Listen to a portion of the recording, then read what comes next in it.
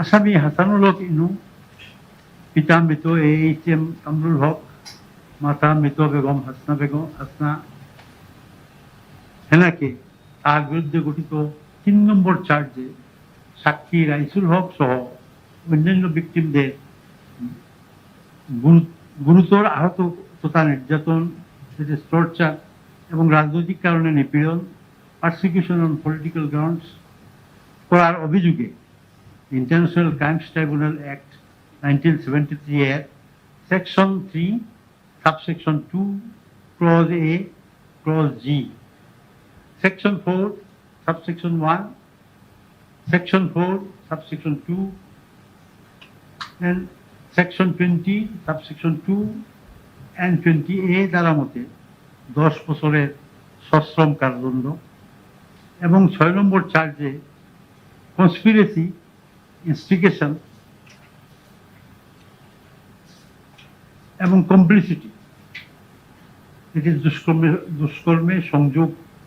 in crimes against humanity এর দায়ে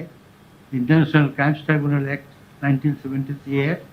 section 3 subsection 2 clause A and clause G,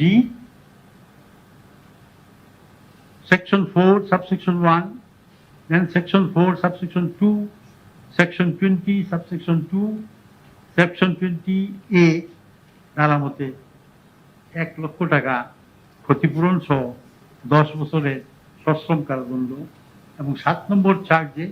conspiracy, ষড়যন্ত্র and agreement to commit crimes against humanity এর দায়ে International Crimes Tribunal Act 1973 এর section 3 subsection 2 clause A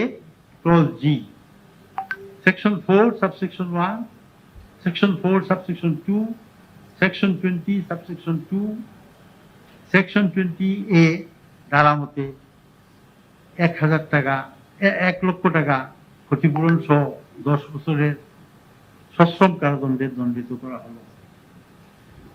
আসামিকে তার বিরুদ্ধে গঠিত